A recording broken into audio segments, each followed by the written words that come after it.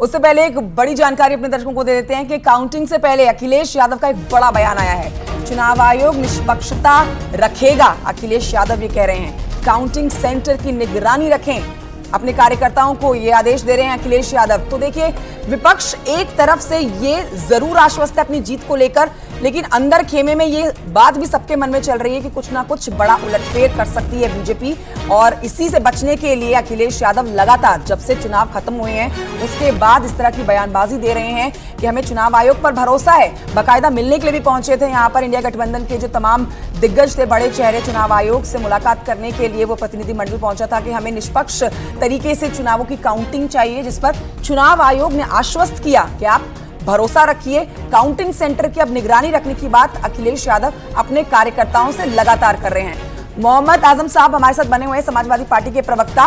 मोहम्मद आजम साहब, पूरे 1.5 महीना तो डिशुम डिशुम चलता रहा, अभी भी विश्वास नहीं है। आज के दिन का तो थोड़ा सा इंतजार करें और भरोसा करें कि जो नतीजे आएंगे वो जनता के द्वारा दिए गए परिणाम ही होंगे।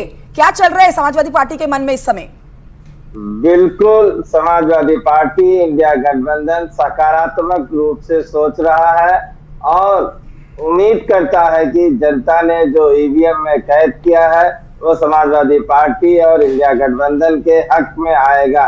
और हमने चुनाव आयोग से जो परसों मांग की थी वो ज्यादातर मांगे चुनाव आयोग ने कल प्रेस कॉन्फ्रेंस करके अपने उसने क्लियर किया है कि नहीं, ये सब मैनुअल्स हैं और इसके पालन किए जाएंगे, इसमें कोई किसी तरह की कोई दुविधा नहीं है। तो एक अच्छी बात है। मोहम्मद साहब, अगर इतना भरोसा आपको अपनी जीत का है, आपने तो मतलब दिवंगत सिंगर सिद्धू मूसेवाला का जो 295 वाला गाना है वो दोहरा दिया, राहुल गांधी ने तो दोहरा ही दिया, आप तो पूरी तरह से आश्वस्त हैं। तो फिर मन में इतनी खलबली क्यों है? चुनाव आयोग के पास जा रहे हैं, उनसे मुलाकात कर रहा है प्रतिनिधिमंडल, फिर आप अखिलेश यादव कह रहे हैं कि भाई नजरें बनाए रखें। वो जो सत्ता होती है वो मार्जिनल सीटों का दुरुपयोग करती रही है, मतलब ये एक हिस्ट्री है। ये तो बड़ा आरोप लगा रहे हैं आप। आपका कहना है सत्ता इस तरह का दुरुपयोग करती रही है, यानी कि जब आपकी सरकार रही होगी तब भी इस तरह का दुरुपयोग आपने किया होगा, तभी आप लोग सत्ता में आए होंगे।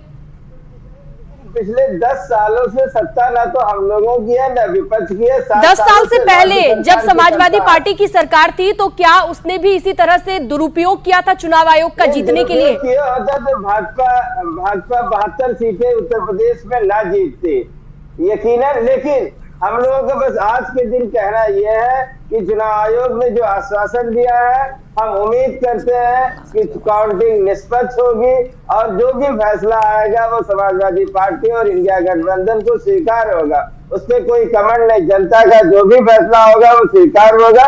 लेकिन जो विपक्ष की मांग थी, चुनाव आयोग ने उसे आश्वस्त किया है। हम आशावान हैं कि चुनाव आयोग ने जो गाइडलाइंस जारी किए हैं, जो भी जिलाधिकारी महोदय लोग हैं, आरओ एआरओ हैं, उसका पालन करेंगे और शांतिपूर्ण ढंग से मतगणना होगी।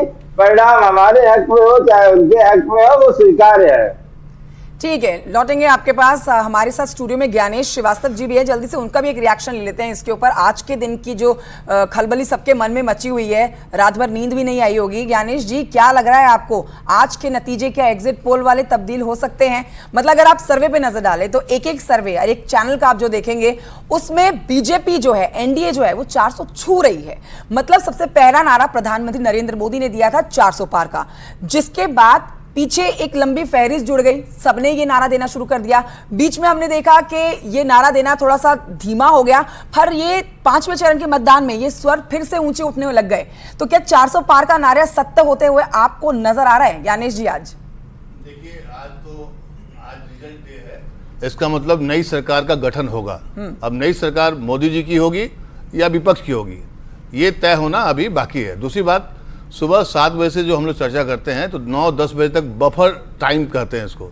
इसमें जितना बोलना है, जितना भी कयास लगाना है, हम लोग कयास लगा सकते हैं। लेकिन एग्जिट पोल के बारे में आपने भी किया था और बाकी चैनलों में भी जो हुआ है, सभी लोग यही बोलते हैं ये एग्जिट पोल है, एग्जैक्ट पोल आ जाने वाला है। इसलिए 400 पार या 300 पार या 295, ये सब जो आंकड़े हैं ये तो दावे और प्रतिदावे हैं, ये हर बार होता है।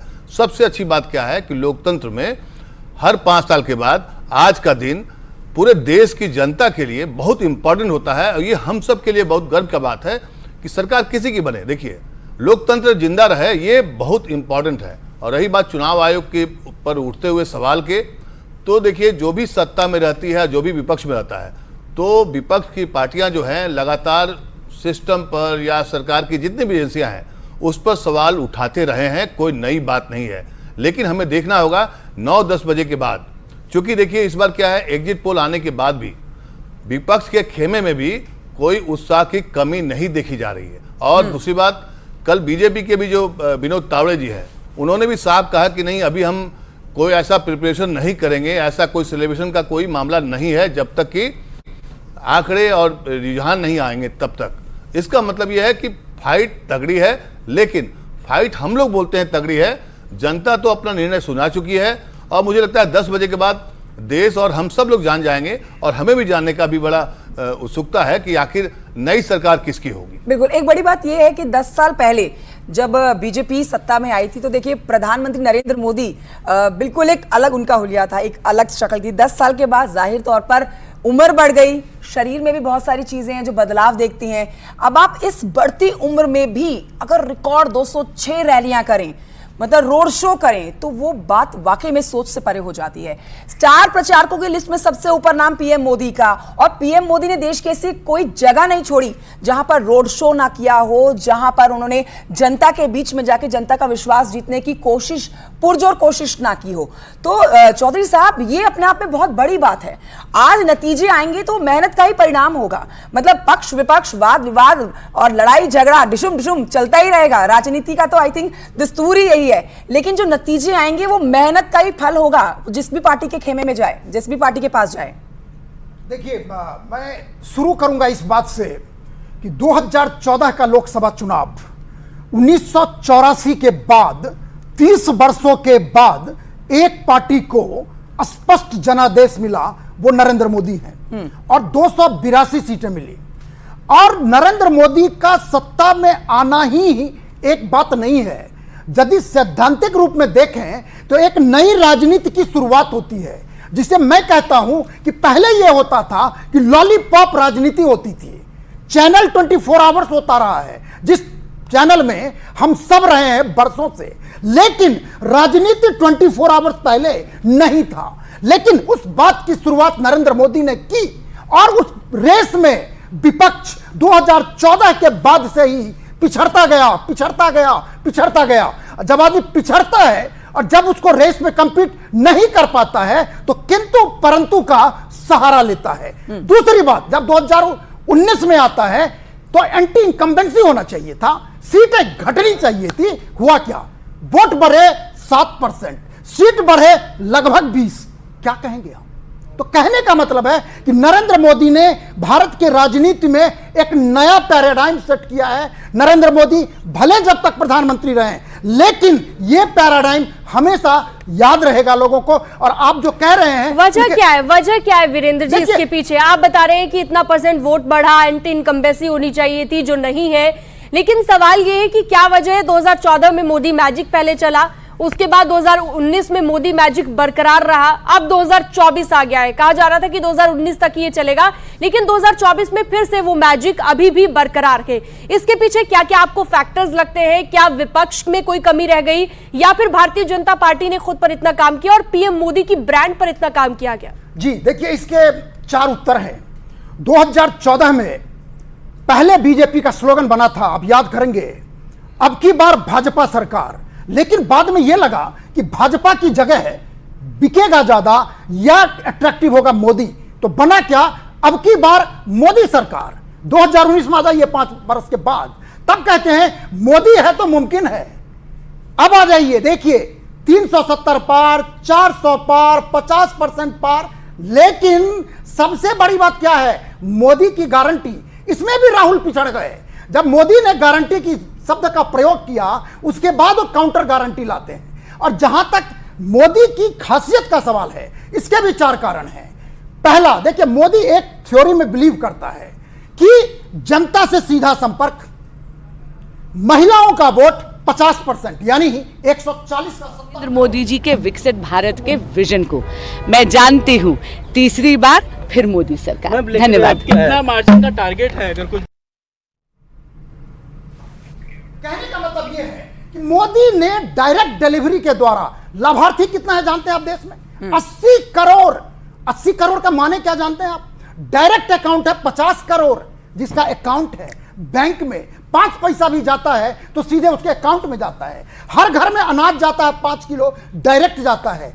जो युवा हैं उसको सीधे उनसे कांटेक्ट है, महिलाओं से कांटेक्ट है। महिला आरक्षण बरसों तक लटकता रहा पार्लियामेंट में। तो मतलब खेल अगर आज हो जाता है, लेकिन मोदी ने तो ये खेल सारा अगर आज काम हो गया तो मतलब महिलाएं जो देश की, उन्होंने खेल कर दिया, आपके कहने का मतलब है? बिल्कुल कहने का मतलब कि ये जो लाभार्थी है, आधा युवा है, आधा महिला है, वो मुझे याद आ रहा है, लड़की हूं, लड़ सकती हूं, ये स्टेटमेंट कांग्रेस की तरफ से दिया था और प्रियंका गांधी ने कहा था, जिस पर उत्तराखंड में ये सवाल उठाया गया कि भाई आप इतनी बड़ी बातें करते हैं, आपने एक भी कैंडिडेट महिला नहीं उतारी है। इस पर जवाब मैं लूंगी मोहम्मद आजम साहब से, क्योंकि उनके पार्टी के साथ जुड़ी हुई है, कांग्रेस पार्टी उनके गठबंधन में जुड़ी हुई है। अमित गंजू के पास चलते हैं, जो हमारे साथ इस समय हमारे सहयोगी जुड़े हुए हैं और तस्वीरें दिखाएंगे, तैयारियां बताएंगे। बहुत कम समय रह गया अमित गंजू, आधे घंटे का समय है सिर्फ, जब रुझान आने शुरू हो जाएंगे, काउंटिंग शुरू हो जाएगी। इस समय आप कहां पर मौजूद हैं? आपके पीछे काफी खलबली हम देख सकते हैं। यहां पर क्या तैयारियां की गई हैं गिनती को लेकर, रुझान आने को लेकर? देखिए, मैं आपको बताना चाहूंगा कि लोकतंत्र के महापर्व का आज फाइनल रिजल्ट आना बाकी है। जिन लोगों ने अपने पेपर्स दिए हैं उनका रिजल्ट आना बाकी है, और ऐसे में इस वक्त न्यूज़ 18 टीम खड़ी है कानपुर की नवीन मंडी में। यही वो जगह है जहां से अलग अलग बनाए गए हैं, पैसेजेस बनाए गए हैं, उसमें टेबल्स बनाए गए, 140 टेबल टोटल लगाए गए हैं, और उसमें माना जा रहा है कि लगभग 8 बजे पहले जैसे बैलेट वाले से होगा उसके बाद किया जाएगा। अगर सुरक्षा की बात की, आप देख सकते हैं कि सुरक्षा के पुख्ता इंतजाम किए गए, त्रिस्तरीय सुरक्षा है, जहाँ एक और अर्धसैनिक बल लगाया गया है, PSC, तो वहीं पुलिस के अधिकारी भी मौजूद हैं, इस चीज़ को पूरी मॉनिटरिंग कर रहे हैं, क्या ACP, क्या इंस्पेक्टर्स। ऐसे में इस चीज़ का भी विशेष ध्यान रखा गया है, किसी प्रकार का कोई मिसअंडरस्टैंडिंग। और यहाँ तक कि मैं अपने कैमरामैन से कहूँ, जहाँ तक कैमरे की ये पहली बार ऐसा देखने को मिल रहा है कि ब्लॉक वाइज चीज़ों को डिवाइड किया गया है, A, B, C से लेके Z तक, और 1 से लेके 19 तक जो ब्लॉक्स बनाए हैं। जिस ब्लॉक में जिसका काउंटिंग होगी, जिस टेबल की काउंटिंग, उसका एजेंट वहाँ जा पाएगा।